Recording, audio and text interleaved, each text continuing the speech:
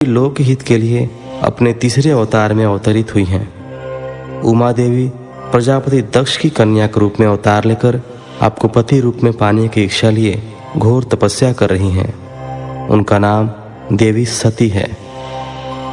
सती ही आपकी भार्या होने के योग्य हैं। वे महातेजस्विनी ही आपको पति रूप में प्राप्त करेंगे। हे भगवान, आप उनकी कठोर तपस्या को पूर्ण करके उन्हें फलस्वरूप वरदान प्रदान कीजिए। उनका तपस्या का प्रयोजन आपको पति रूप में प्राप्त करना ही है।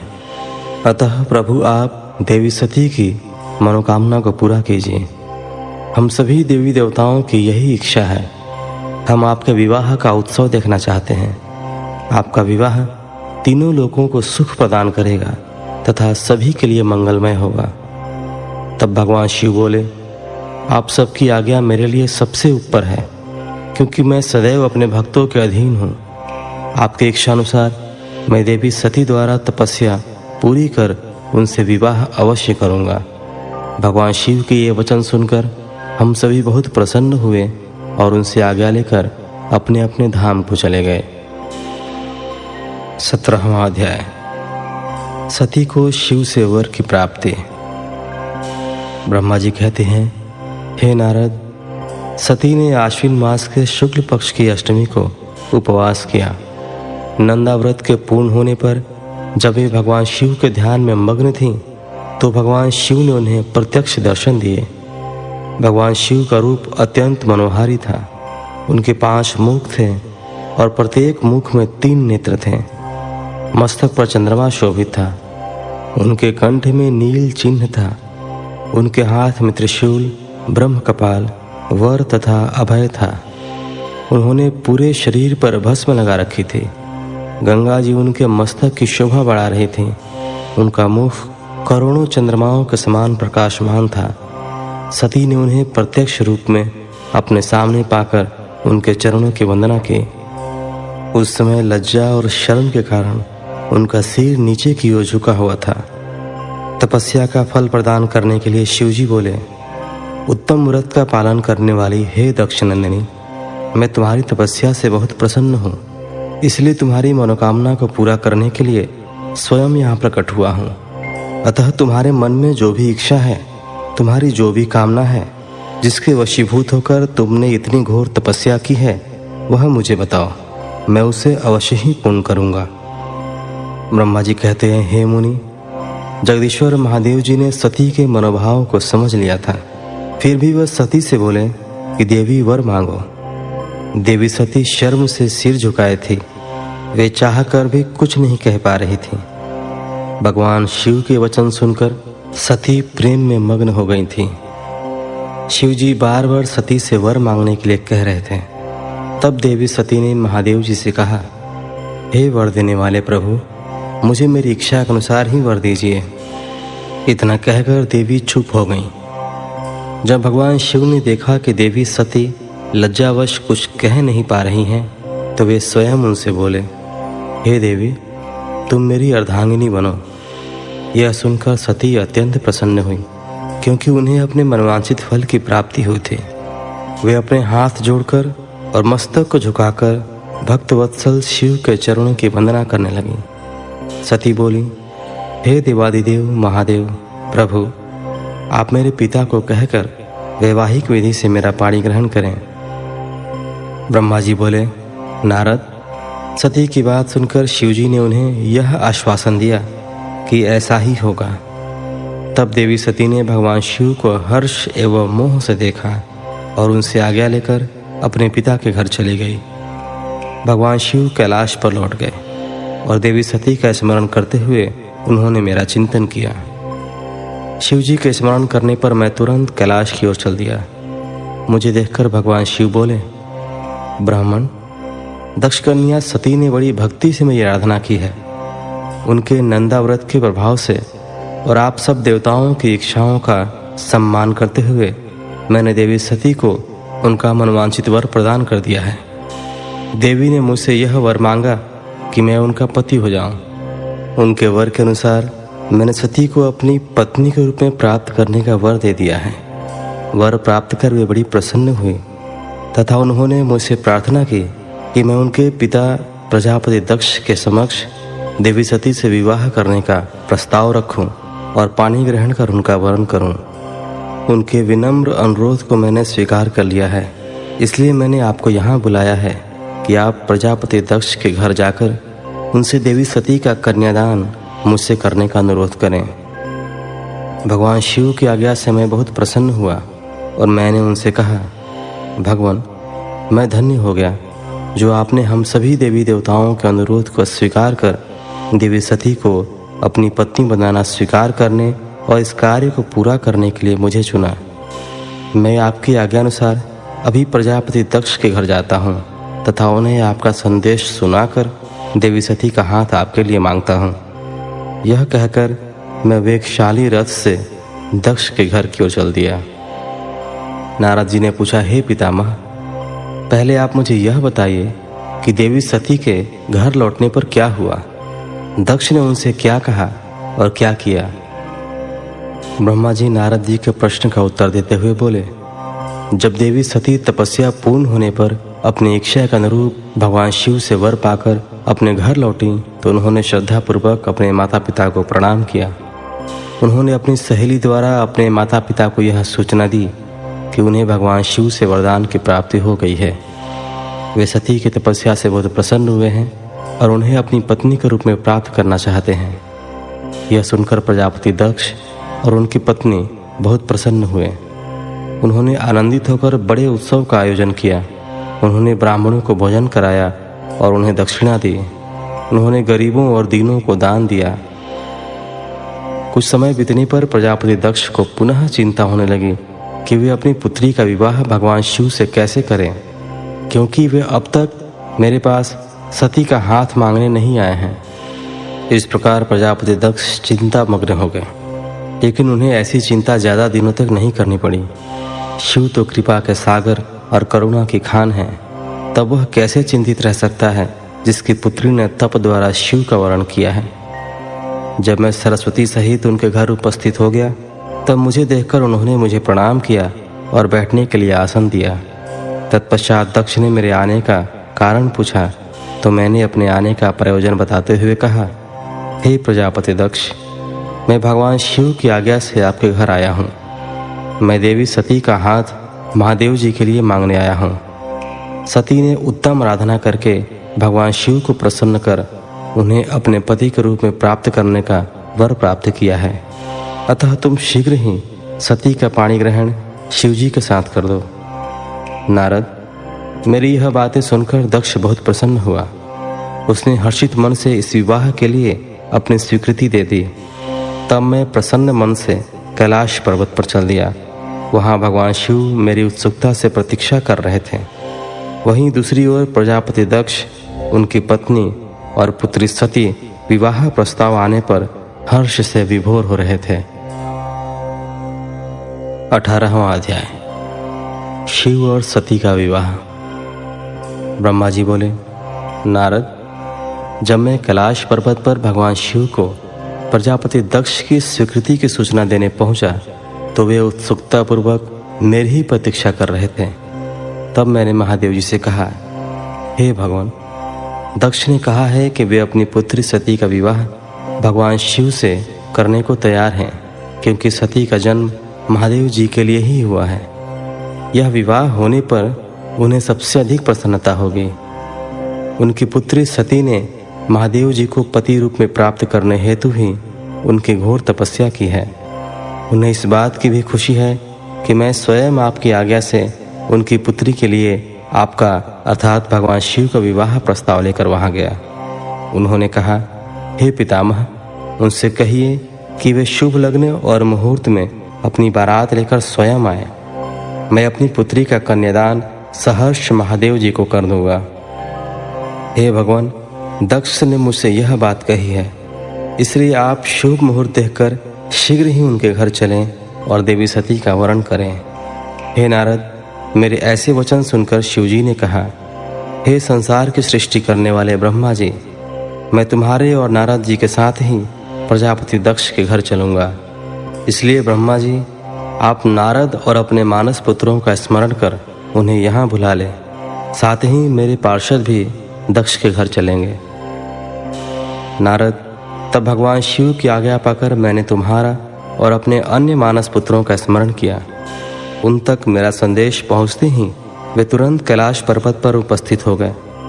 उन्होंने हर्षित मन से महादेव जी को और मुझे प्रणाम किया। तत्पश्चात शिवजी ने भगवान श्रीहरि विष्णु का स्मरण किया।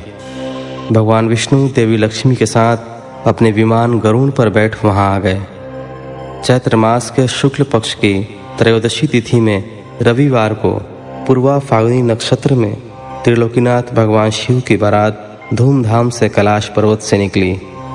उनकी बारात में मैं, देवी सरस्वती, विष्णु जी, देवी लक्ष्मी, सभी देवी देवता, मुनि और शिवगण आनंद मग्न होकर चल रहे थे। रास्ते में खूब उत्सव हो रहा था। भगवान शिव की इच्छा से बैल, बाघ, सांप, जटा और चंद्रकला उनके आभूषण बन गए। भगवान स्वयं नंदी पर सवार होकर प्रजापति दक्ष के घर पहुँचे। द्वार पर भगवान शिव की बारात देखकर सभी हर्ष से फूले नहीं समा रहे थे। प्रजापति दक्ष ने विधि पूर्वक भगवान शिव की पूजा अर्चना की। उन्होंने सभी देवताओं का खूब आदर सत्कार किया तथा उन्हें घर के अंदर ले गए। दक्ष ने भगवान शिव को उत्तम आसन पर बैठाया और हम सभी देवताओं और ऋषि मुनियों को भी यथा योग्य स्थान दिया। सभी का भक्तिपूर्वक पूजन किया। तत्पश्चात दक्ष ने मुझसे प्रार्थना की कि मैं ही वैवाहिक कार्य को संपन्न कराऊं। मैंने दक्ष की प्रार्थना को स्वीकार किया और वैवाहिक कार्य कराने लगा। शुभ लग्न और शुभ मुहूर्त देखकर प्रजापति दक्ष ने अपनी पुत्र सती का हाथ भगवान शिव के हाथों में सौंप दिया और विधि विधान से पाणी ग्रहण संस्कार संपन्न कराया। उस समय वहाँ बहुत बड़ा उत्सव हुआ और नाच गाना भी हुआ। सभी आनंद मग्न थे। हम सभी देवी देवताओं ने भगवान शिव और देवी सती की बहुत स्तुति की और उन्हें भक्तिपूर्वक प्रणाम किया।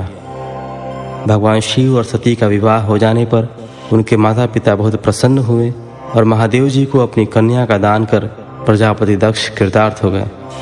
महेश्वर का विवाह होने का पूरा संसार मंगल उत्सव मनाने लगा। 19वां अध्याय। ब्रह्मा और विष्णु द्वारा शिव की स्तुति करना। ब्रह्मा जी कहते हैं, नारद, कन्यादान करके दक्ष ने भगवान शिव को अनेक उपहार प्रदान किए। उन्होंने सभी ब्राह्मणों को भी दान दक्षिणा दी। तत्पश्चात भगवान विष्णु अपनी पत्नी लक्ष्मी जी सहित भगवान शिव के समक्ष हाथ जोड़कर खड़े हो उनकी आराधना करने लगे। वे बोले, हे दया सागर महादेव जी, आप संपूर्ण जगत के पिता हैं और देवी सती सबकी माता हैं। भगवान, आप दोनों ही अपने भक्तों की रक्षा के लिए और दुष्टों का नाश करने के लिए अनेक अवतार धारण करते हैं। इस प्रकार उन्होंने शिव सती की बहुत स्तुति की। नारद, मैंने उनके पास आकर विधि के अनुसार फेरे कराने लगा। ब्राह्मणों की आज्ञा और मेरे सहयोग से सती और भगवान शिव ने विधि पूर्वक अग्नि के फेरे लिए। उस समय वहाँ बहुत अद्भुत उत्सव किया जा रहा था। वहाँ विभिन्न प्रकार के बाजे और शहनाइयाँ बज रही थीं। स्त्रियाँ मंगल गीत गा रही थीं और खुशी से सभी नृत्य कर रहे थे। तत्पश्चात भगवान विष्णु बोले, सदाशिव, आप संपूर्ण प्रकृति के रचयिता हैं। आपका स्वरूप ज्योतिर्मय है। ब्रह्मा जी, मैं और रुद्रदेव आपके ही रूप हैं। हम सभी सृष्टि की रचना, पालन और संहार करते हैं। हे प्रभु, हम सब आपका ही अंश हैं। प्रभु, आप आकाश के समान सर्वव्यापी और ज्योतिर्मय हैं। जिस प्रकार हाथ, कान, नाक, मुंह, सिर आदि शरीर के विभिन्न रूप हैं, उसी प्रकार हम सब भी आपके शरीर के ही अंग हैं। आप निर्गुण निराकार हैं। समस्त दिशाएं आपकी मंगल कथा कहती हैं। सभी देवी देवता और ऋषि मुनि आपके ही चरणों की वंदना करते हैं। आपकी महिमा का वर्णन करने में मैं असमर्थ हूँ। भगवान, यदि हम सबसे कुछ गलती हो गई हो तो कृपया उसे क्षमा करें और प्रसन्न हों। ब्रह्मा जी बोले, इस प्रकार श्री हरि ने भगवान शिव की बहुत स्तुति की। उनकी स्तुति सुनकर भगवान शिव बहुत प्रसन्न हुए। विवाह की सभी रीतियों के पूर्ण होने पर हम सभी ने महादेव जी एवं देवी सती को बधाइयाँ दी तथा उनसे प्रार्थना की कि वे अपनी कृपा दृष्टि सदैव सभी पर बनाए रखें, वे जगत का कल्याण करें। तत्पश्चात भगवान शिव ने मुझसे कहा, हे ब्राह्मण, आपने मेरा वैवाहिक कार्य संपन्न कराया है, अतः आप ही मेरे आचार्य हैं।